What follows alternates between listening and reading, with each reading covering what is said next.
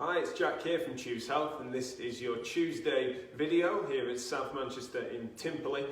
Back pain's a massive problem. If it doesn't affect you or your family, it is likely to, based on the statistics, at some point in yours or your family's lives. Now, it's a big problem, but it's also something we're learning an awful lot more about. And so those of us that have moved with the science and the evidence as it has emerged, we understand a little more how to manage it and decrease the suffering it can cause. Now, one of the ways in which we've moved away from previous models of care is this idea that there are specific bad movements and good movements. Instead, it is all relevant to you in that moment in time. So if you've developed a back problem that it might prefer, and you might prefer certain movements to others in that moment in time, but essentially it's not that the movements that are sore are inherently bad or unsafe to do, and phasing them back in is something that we want to help you with, and that tends to form a core part of your care here. Now, I wanted to do a video that didn't involve us lifting and shifting certain weights or doing anything particularly challenging, because sometimes people are very sensitive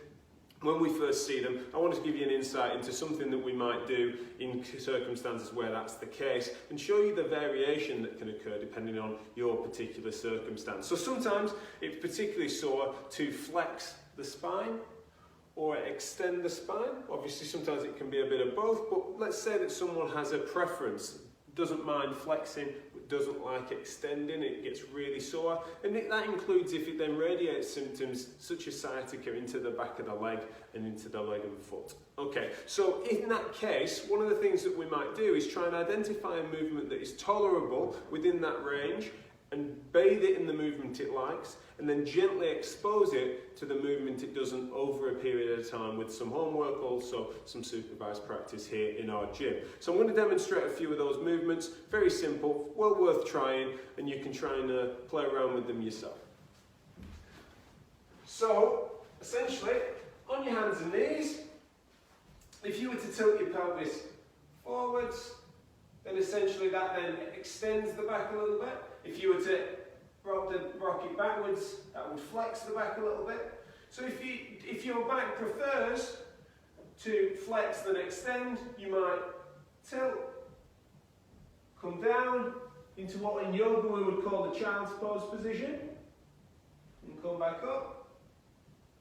And then gently, as you can tolerate, extend the back, but mainly spending time into flexion. As you were then working on improving, you might go into flexion, then come up, extend, and then potentially just looking to drop into the extension you can tolerate, eventually working into a fully extended position, obviously as you do better.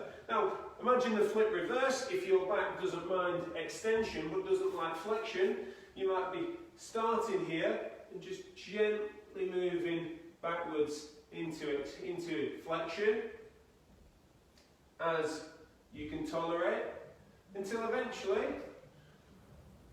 your back can go through a near full range of movement, all the way through flexion and extension in one.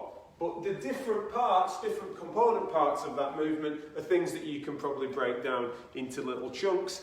If this is something that interests you, or you want to explore this further, then give us a shout, chewshealth.co.uk for future bookings. Like and share the video, like and share the page, and we'll see you next week for more of your ChewsDay updates.